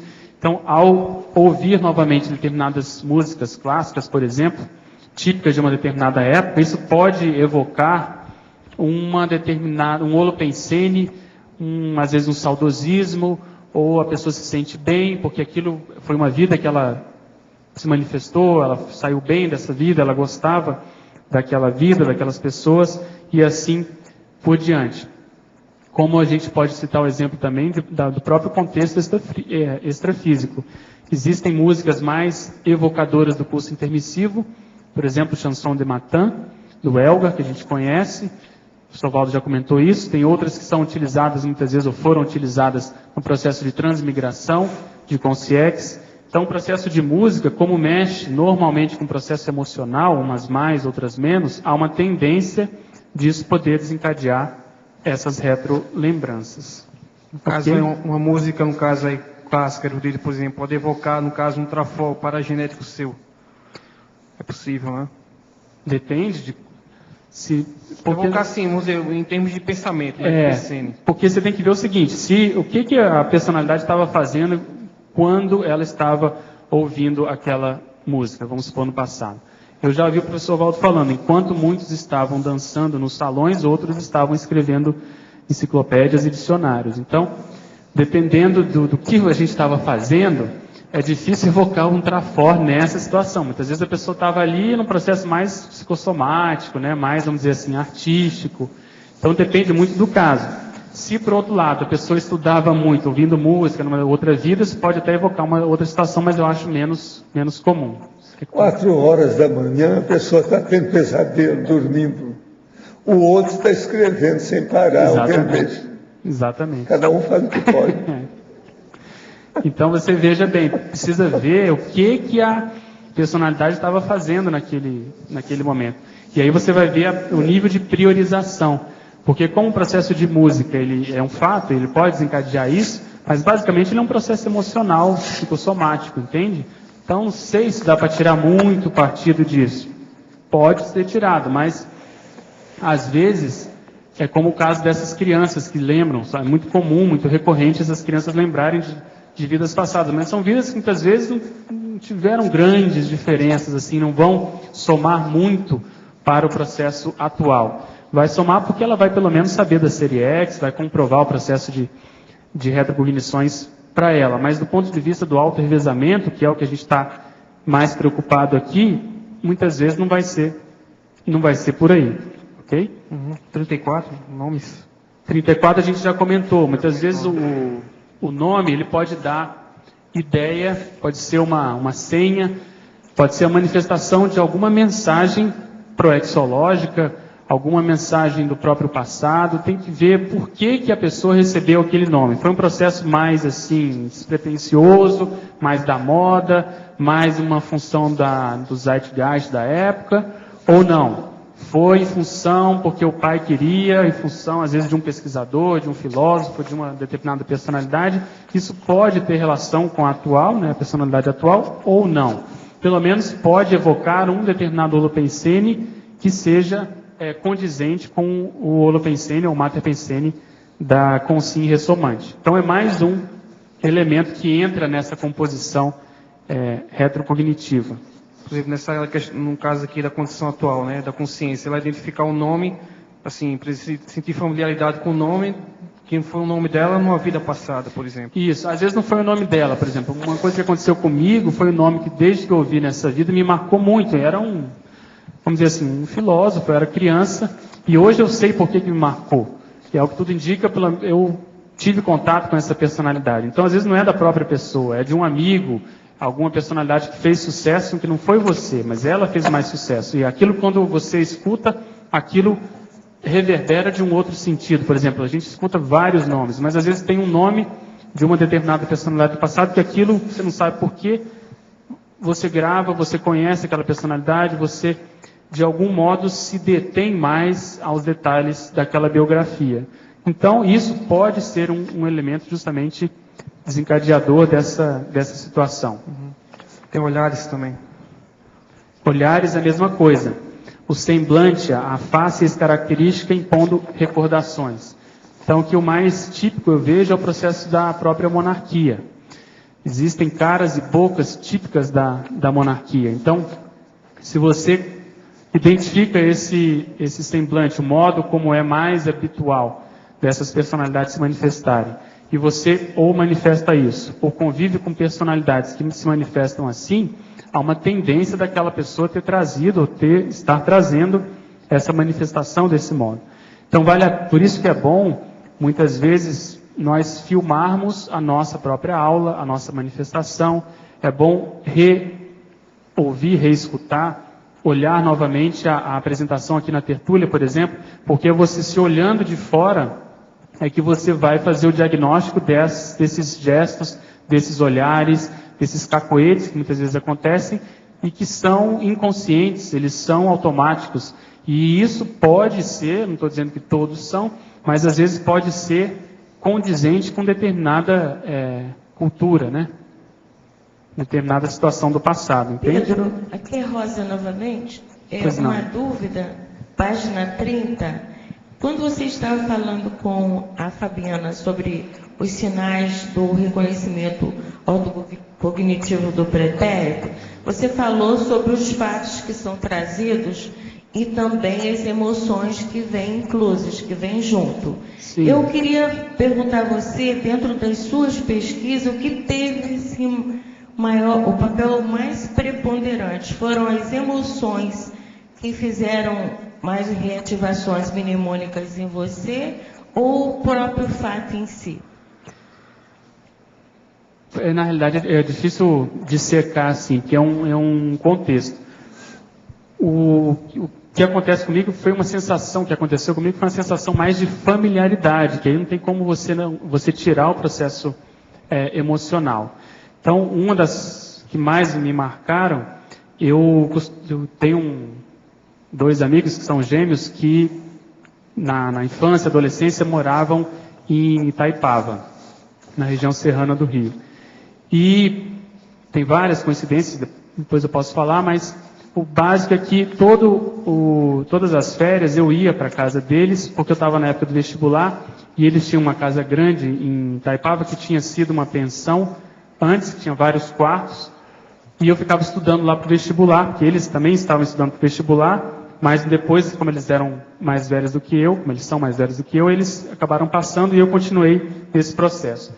E havia um desses quartos que era afastado, era no final do terreno, era muito antigo, e eu ficava estudando lá numa determinada mesa, numa determinada situação, e aquela sensação de estar sozinho, com vários livros, perto da natureza, que o rio passava logo ali abaixo, isso desencadeou em mim uma projeção na qual eu me vi num determinada...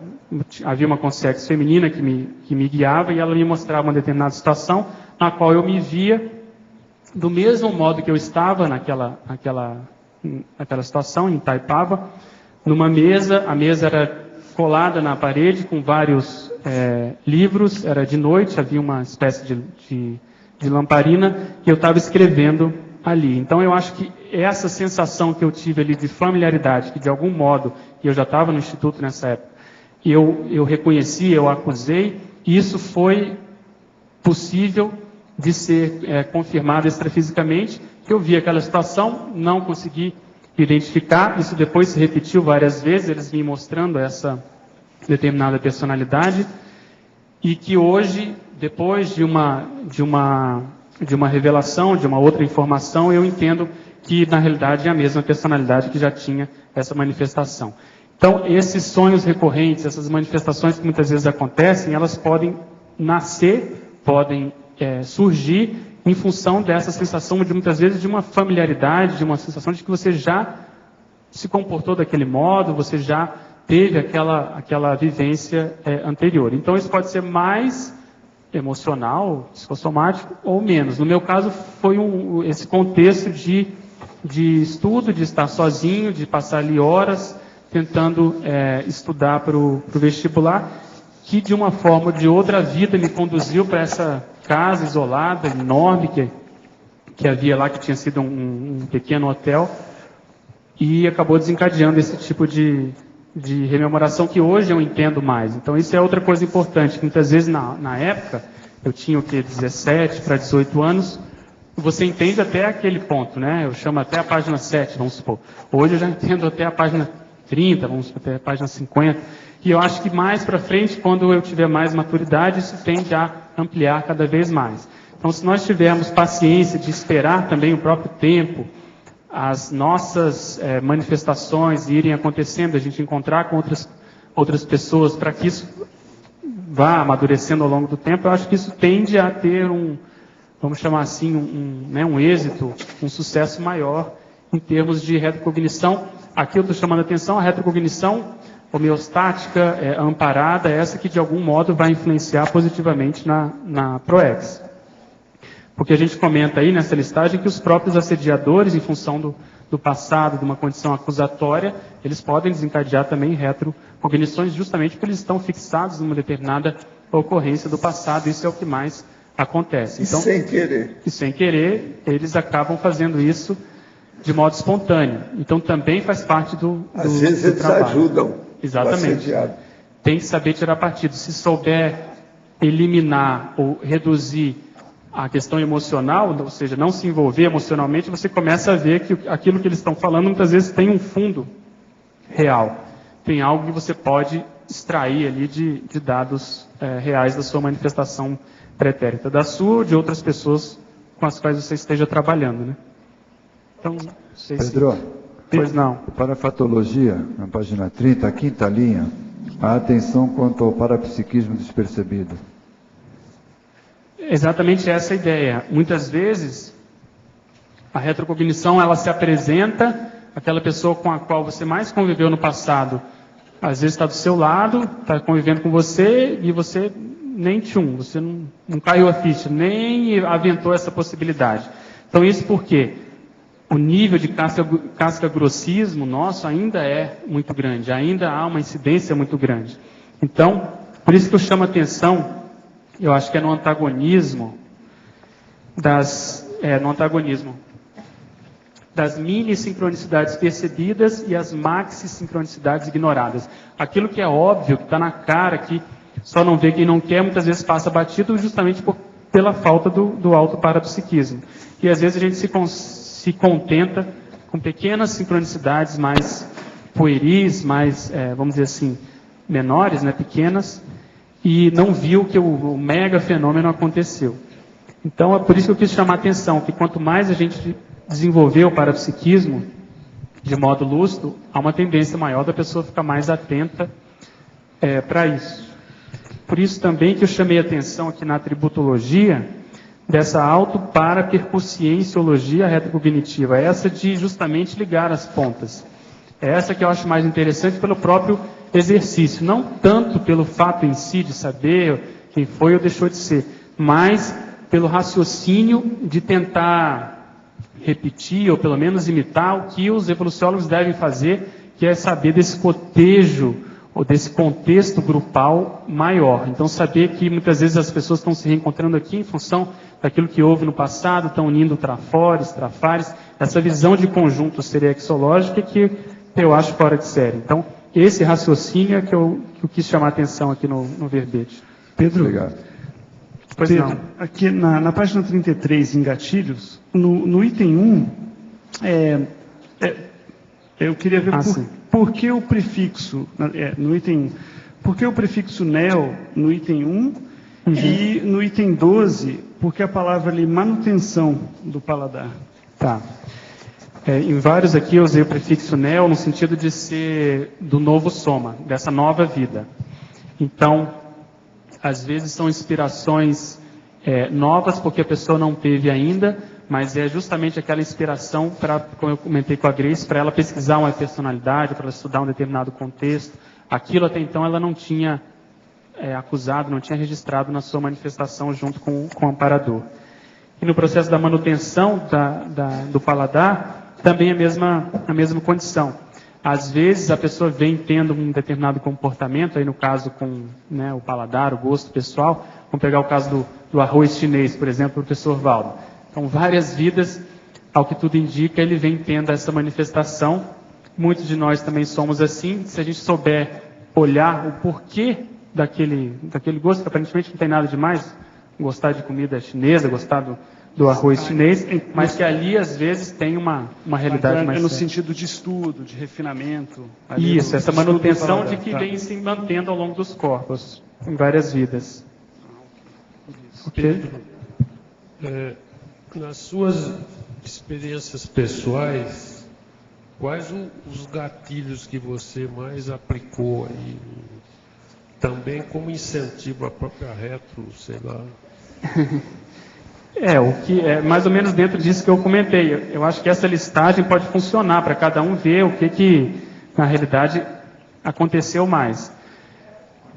Mas isso são de experiências suas aqui? Né? Sim, o que mais acontece comigo, acho que com todo mundo, é essa 46, que são os reencontros. Isso aí, se você souber olhar, por exemplo, em determinado momento da minha vida eu não tinha me tocado disso, mas tanto na minha família como nas pessoas, com as pessoas com as quais eu me relacionei, eu vi que predominantemente eram pessoas da França, por exemplo, principalmente mulheres. Então, depois que essa ficha foi cair, mas era uma coisa tão óbvia, até pelo nome das personalidades, e até então eu nunca porque eu nunca tive essas grandes coisas pela França, mas hoje eu reconheço que é mais do que uma dúzia de personalidades que tem relação com esse país. E outra situação são essas que envolvam algum processo de estudo, de intelectualidade, de livros, e isso normalmente me traz alguma repercussão. Tá, e no caso do número... Agora, eu 29. Vou te chamar agora Pierre Fernandes. Deve ter alguma razão, né? Você fala... Pedro. Ok, Arlindo, não sei se eu te respondi. Você tinha falado outras aí, eu não ouvi. Você falou dos intelectuais, você vai falar o número... eu falei do livro, que é acho que é 29. Mas tudo bem. 29. E essa, a 5 também. A bibliotáfia, esse processo de filologia, de coisa antiga relacionada a livro, que também pega aqui a Cristiane Ferrara, a gente vê que tem isso em comum. Então são coisas normalmente relacionadas a essa realidade. Tá, ok, obrigado. 41 também? Pois não. Aqui no ar, Grace. Queria saber o seguinte, qual é a explicação dele para mim, desse bloqueio minésico? Porque, por exemplo, tem coisas que você tem uma dicasinha e você vai atrás, você vai fuçando, não é nem questão de percepção ou não, há um bloqueio, porque a gente não sente, que a gente vai acreditando no que os outros falam, então vai atrás. Não, eu estou falando isso que, por exemplo, não vou nem falar meu exemplo, o da Laura, por exemplo, que ela já está dando aula de posturas monárquicas, mas ela não se sente. Hoje ela já até admite mais. Uma coisa é admitir, outra coisa é sentir. Porque existem outras que acontece até o contrário. Você sente aquilo primeiro, aí você vai atrás. Pô, estou me sentindo assim, deve ter alguma coisa a ver com isso. Já tem outras que não. Por que isso ocorre? Eu acho que é falta de parapsiquismo, né? Mas por que funciona, vai para um lado e para o outro não? Porque tem uma negação. Exatamente. Existe um processo emocional que o psicossoma, de algum modo, ele bloqueia essa situação. Então, dentro do funcionamento holossomático, precisa ver o quanto que há de recalque ainda, ou de algum processo emocional que, de algum modo ou de outro, dificulta essa lembrança. Então, eu colocaria isso, o processo emocional, mas também essa dificuldade com o parapsiquismo, né? Que isso tem que andar junto. Para o parapsiquismo caminhar, eu vejo mais assim a passos largos, o psicossoma ele tem que estar bem atendido, tem que estar bem calmo, para que a gente possa, vamos dizer assim, detalhar mais ou ter mais informações com relação ao passado. E o que eu considero, dentro dessas informações que você comentou, é a pessoa tomar isso como hipótese. É um pontapé. Considera a possibilidade e aí ela vai investigando e mesmo que ela não lembre, ela tem que ver o nível de familiaridade que ela sente com aquela cultura, por exemplo, com aquele país, com aqueles povos, e aí ela se dedicar. E uma coisa que entra dentro disso é a motivação. Então, a motivação para estudar determinado contexto, determinado período da história, eu acho que conta muito. Porque ela tem que ver o porquê dessa motivação, por que a pessoa naturalmente manifesta essa tendência, entende? E aí, se houver a convergência das informações que ela obtém com outras pessoas, mais experientes ou menos experientes, por exemplo, seja no contexto que a gente comentou da Consim Cobaia, próprio professor Valdo, lá, vamos supor, na OIC, na Apex, ela tomar isso como uma hipótese e ela, de algum modo, pelo menos dar algum encaminhamento. E esse encaminhamento ela tem que resolver. Ou ela admite ou ela não admite. Para ela chegar nesse veredicto, ela tem que pelo menos se dedicar. Tem que estudar, é que não é nem mais caso, por exemplo, de se admitir. E racionalmente hoje, então, já reconheço, vejo as coisas todinhas ali. Isso. Eu admito, mas é como se eu não sentisse. É uma coisa esquisita. Isso. Aí teria que ver exatamente essa condição emocional. Porque, como eu comentei, às vezes quando você já sabe, já tem a coisa está óbvia na sua frente, é da natureza humana negar. É como um processo até de doença. A pessoa primeiro faz a negação, seja porque é bom demais para ser verdade, seja porque é ruim demais para ser verdade, por algum motivo ela escolhe para ela negar. Seja porque ela vai ter que assumir mais responsabilidade, alguma coisa a gente inventa. Então, essa manifestação ela é natural, mas se ela persiste, pode ser que esteja uma condição justamente de recalque, de não compreensão ou alguma repressão que aconteceu por algum, seja conflito, alguma imaturidade, algum erro. E o contraponto disso é o seguinte: se estão chamando atenção para esse ponto, para essa vida, para essa personalidade, para esse caso, para esse país, seja lá o que for, é porque talvez isso seja prioritário nesse contexto, né? Porque isso eu sempre penso também. Nós tivemos milhares de vidas, e às vezes uma delas é a mais evocada, ou é aquela que vem mais à tona, ou aquela que é mais lembrada pelas outras pessoas. Então isso pode acontecer porque é espontâneo, porque as pessoas atuais são aquelas daquela vida, ou seja, se reuniu aquele contingente de pessoas, aquele grupo de pessoas que eram daquela época, ou porque justamente os amparadores querem firmar aquele ego, aquela personalidade, porque se a gente recuperar aqueles cons, daqueles trafores, isso tende a ter mais lucro do ponto de vista da PROEX. Tende a ter mais, vamos dizer assim, saldo para a FEP atual. Então, lembrar situações, por exemplo, que a pessoa já recuperou, ela já está indo bem, às vezes não vai pesar muito na balança, mas aqueles trafores ociosos, que a pessoa tem aquele baita trafor. Vamos pegar o caso da escrita, né, no ciclo mental somático. Muitos de nós temos isso e está ocioso ainda, está ainda no plano secundário, então isso muitas vezes tem que ser chamado a atenção para a pessoa, né, ficar mais investigada e tomar vergonha na cara e escrever, né? É o meu caso que eu estou comentando aqui. Então, seja lá pelo qual motivo for, eu respeito muito isso que surge de modo espontâneo, seja lá por quem for, porque muitas vezes tem ali atrás um amparador querendo passar uma mensagem, entende? E eu aprofundaria essa sensação, como eu comentei, daria um nome, que tipo de emoção que é, qual será a causa disso, faz o cotejo daquela cultura com aquele padrão de emoção, veja se tem consciência envolvida nisso ou não, o que surge na TENEPS, porque aí os amparadores vão percebendo que a gente quer aprofundar e quer enfrentar essa situação que porventura esteja mal parada. E aí é uma tendência de agilizar. É que é como se fosse esse negócio que você falou aqui, o branco mental. É interessante isso, é um branco. E não deixa de ser, porque como o soma é novo e a gente não se identifica totalmente, né, com determinada situação do passado, é como se aquilo não tivesse existido. Então nós precisamos criar ambiente para as retrosinapses surgirem no cérebro físico. E esse criar ambiente é o quê? É o que eu estou tentando fazer com esses verbetes.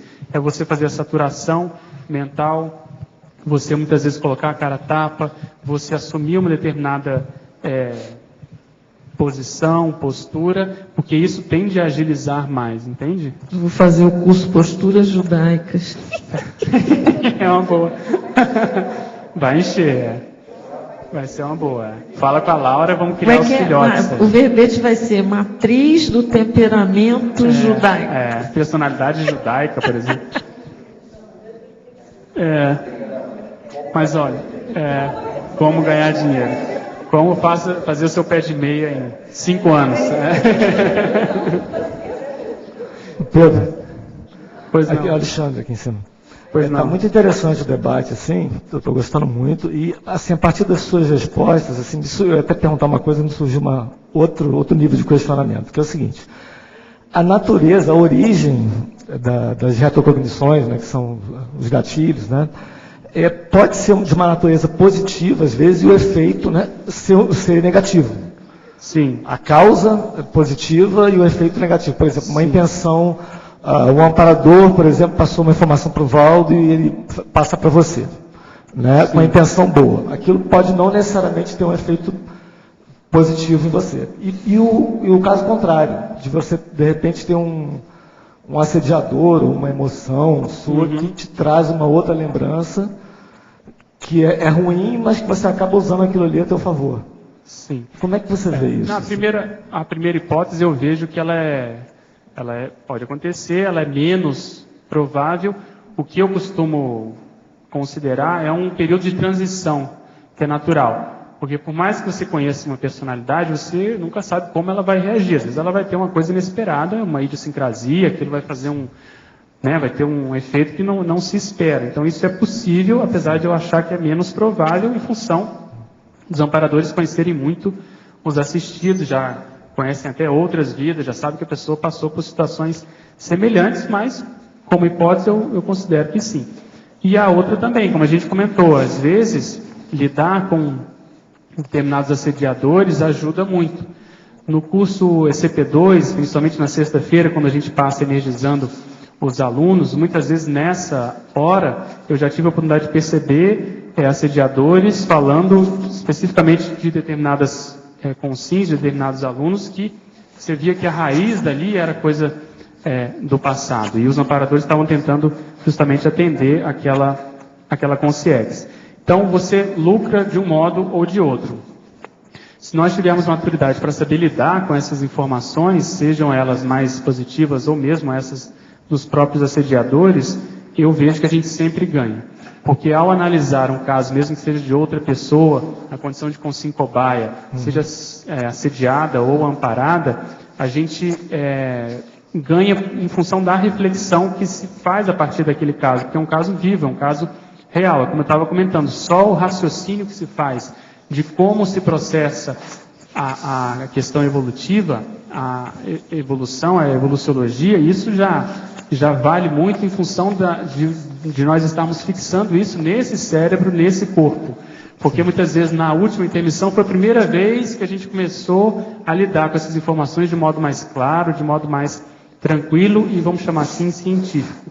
E a gente poder fazer isso na intrafisicalidade, eu vejo que tem um valor que muitas vezes a gente não considera, não considera tanto, às vezes a gente não dá o devido valor para isso. Então eu concordo com você, as duas situações podem ocorrer, mas eu parto do princípio que os amparadores não dão pontos sem nó. Sim, há uma tendência disso acontecer. Não tinha pensado nisso, realmente, quer dizer, ele conhece bem de você para te dar uma informação que mais ou menos consegue antever como que você vai lidar com aquela informação. E a gente pode até expandir um pouco e pensar, por que isso não acontece mais? Deve ser justamente por isso, porque eles ainda não têm, talvez, autoconfiança ou confiança necessária para poder abrir mais informações em função da nossa imaturidade ou em função da maturidade de quem está conosco, porque muitas vezes a gente não pode esquecer que uma informação para uma pessoa não vai repercutir na outra. Sim. Então a experiência pequena que eu tenho dentro disso, eu vejo que isso é muito, acontece de modo muito frequente. Seja, por um lado, as pessoas terem medo de você, sejam te admirarem muito, sejam ter inveja de você, seja lá o que for, e isso é da natureza humana, acontece em função do próprio processo de convivência em grupo. Então, dependendo da repercussão esperada da informação, eu acho que eles optam por esperar, por fazer a omissão superavitária e esperar até o próprio grupo amadurecer para que se possa abrir mais essas informações relativas ao nosso passado grupal. Né? Sim. Na tua experiência pessoal, por exemplo, eu passei por uma situação, a minha situação foi uma situação de crise que eu tive no ano passado, assim, bem por alto comentando, né? E me ajudou, acho que tive um fenômeno que me ajudou a sair dessa crise. Eu estava meio empacado, me vitimizando com uma situação que eu passei, um golpe que eu levei, né, um golpe financeiro. Estava muito assim, vitimizando, meio ruim com aquilo ali, e tive um fenômeno que eu nunca tinha tido antes, que como se estivesse me mostrando, você está passando isso por causa disso aqui que aconteceu. Uhum. E aquilo ali me fez seguir adiante. Eu falei, não, realmente parece que tem uma razão para ter passado por isso, né? E, quer dizer, o que eu fiz com a informação acho que foi bom. Sim. Eu saí daquele dilema e caminhei, toquei para frente, né? Se a gente partir do princípio que nada acontece por acaso, então sim, eu vejo que às vezes a gente tem dificuldade de colocar a conscienciologia em prática. Então, quando uma coisa que a gente não espera acontece, sim, há uma tendência de se comportar de modo regressivo. Como você comentou, a gente se infantiliza, se vitimiza e assim por diante. Mas, por outro lado, quando vem a lucidez, você fala, não, isso deve ter sua razão de ser, isso deve ser por exemplo, um saldo ou alguma coisa que eu tenho que saudar com esse grupo, com essa personalidade, seja lá o contexto com o qual você se envolveu, isso pelo menos muda de figura, você começa a ter uma postura pelo menos mais madura e avaliar por que você entrou nessa sim, situação. Então, onde foi que faltou a profilaxia, onde foi que houve de um modo ou de outro um processo às vezes de ganância, de querer atropelar as coisas, dar um pé maior que as pernas, enfim.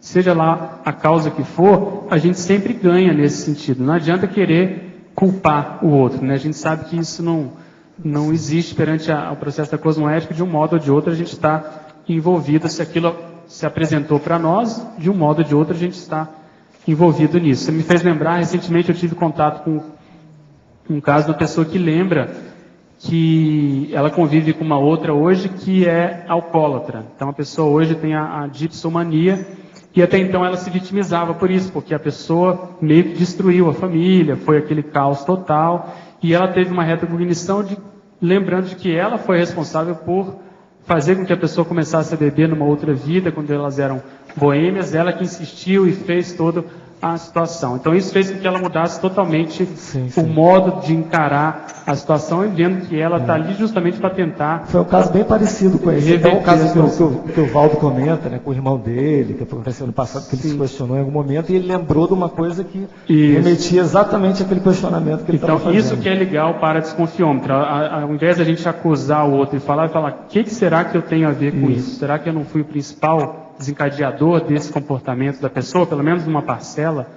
grande de participação? Então, isso aí a gente começa a assumir a responsabilidade de tentar ajudar. E às vezes você nem está fazendo esse questionamento para você mesmo. Quer dizer, eu no caso eu não estava com essa lucidez. Eu não tava, exatamente. Eu não estava questionando, mas aí eu cochilei, tive esse fenômeno, e aí passei a questionar por causa do fenômeno.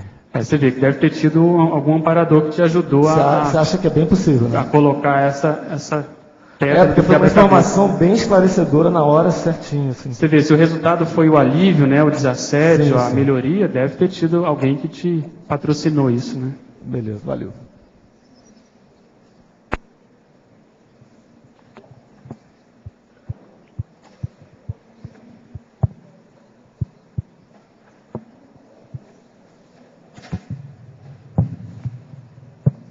Pode falar. Pois não. Detalhes aí tá bom. no verbete, na enumerologia tem um G a mais Aonde, Carlos? Na enumerologia. Qual linha? Espera aí. Tem 3. Na segunda linha, no final da segunda linha. O G pertence à próxima sílaba. Alto. Não, mas a separação é assim mesmo, né? Não, o G, o co puxa o gnós, eu e a Dulce vimos isso até. O gnós pertence a outra sílaba. Oi? O GN pertence a outra sílaba. Não, você não pode. Você está querendo botar o co? Hein? É isso? Não, é o alto. É o COG. Tá certo, isso a gente até checou ontem em função de um outro verbete. Autocogni, ali, cogni, passa para outra sílaba, segundo o meu Pode ser, mas eu acho que você pode fazer o cogni também. Não, computador. Mas de qualquer modo, vamos checar. E no dicionário, o senhor tem que botar um chapeuzinho no tem. Sutil. Na argumentação, na penúltima linha, como o sujeito é as conquistas pessoais, pois tem dos parafenômenos, tem franca prioridade. Tem um tem aqui. Está longe, tá certo. é plural. Só isso. Muito bom.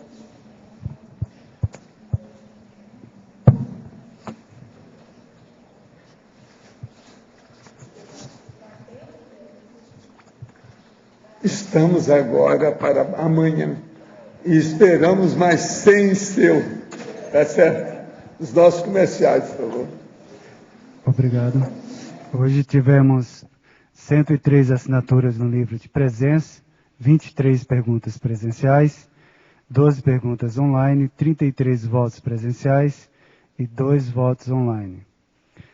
Hoje os recados são da Fátima e do Loche sobre imersão progessioterápica, a Bárbara sobre o curso Estado Vibracional, a Rosângela sobre Jornada de Conscienciometrologia, Rodrigo sobre o curso Clarividência, João Paulo sobre o curso Consim Cobaia e agora o Fernando sobre o programa Amigos.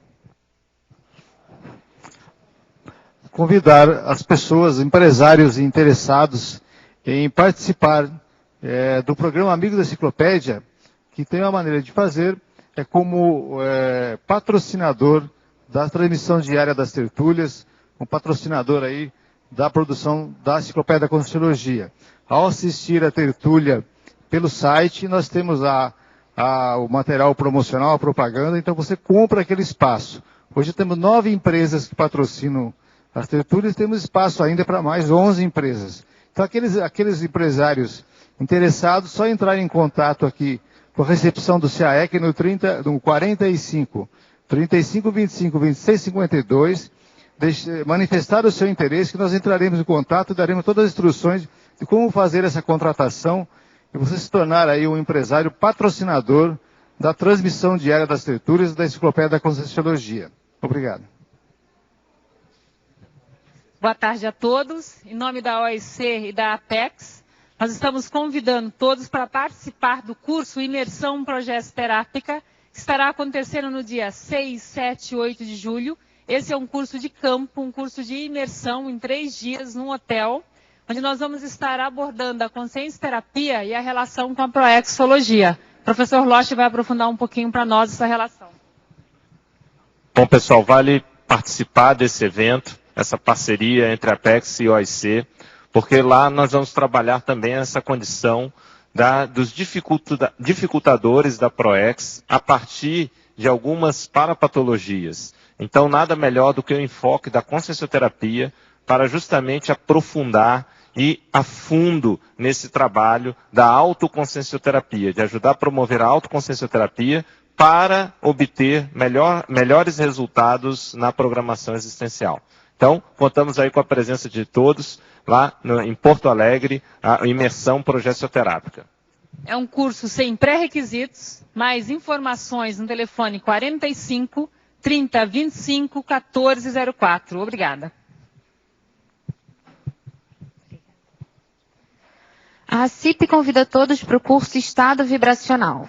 O curso ocorrerá no dia 1º de maio, que é feriado, e será ministrado pelo professor Mário de Oliveiras e Jarbas Paranhos. O curso aprofundará temas como os efeitos do estado vibracional, sinalética energética, limpeza de energias gravitantes e está custando R$ 80. Os interessados podem entrar em contato com a CIP pelo telefone 2102 1421 ou comigo aqui no CAEC. Obrigada. Olá, a IAC convida todos para o curso de Clarividência, Teoria e Prática, um curso em workshop que vai ser nesse sábado, dia 21, das 15 às 21 horas. O horário mudou, então começa às 15. São 6 horas no total, 3 horas de teoria, 3 horas de prática. Nós vamos apresentar uma série de técnicas novas de clarividência, um aprofundamento teórico também, e a ideia é dar um aprofundamento na paradidática também da clarividência, do ensino da clarividência. Os interessados podem fazer as inscrições na recepção da IEC ou com a Kátia Aracaki aqui na tertúlia mesmo. Obrigado. Boa tarde, a Cons promove no mês de abril o Consincobaia no dia 21. Vai ser agora, no próximo sábado, com 3 campos de Consincobaia, mas são apenas 10 vagas, são 3 sorteios. O curso é um curso interassistencial, com 2 conscienciômetros ou mais docentes presentes, e as inscrições são abertas aqui no CAEC. Quem quiser se planejar já para o mês de maio, vai ser no dia 1º. Dia 1º de maio vai ser o próximo Consincobaia. Então, repassando, dia 21, sábado agora, Consincobaia de abril, e dia 1º de maio, o Consincobaia seguinte. Inscrições e informações no CAEC. Obrigado. E para amanhã o verbete eleito é Equipe de Epicons Lúcidos. A especialidade Conviviologia, o autor, professor Leonardo Firmato. Obrigado pela sua presença e até amanhã.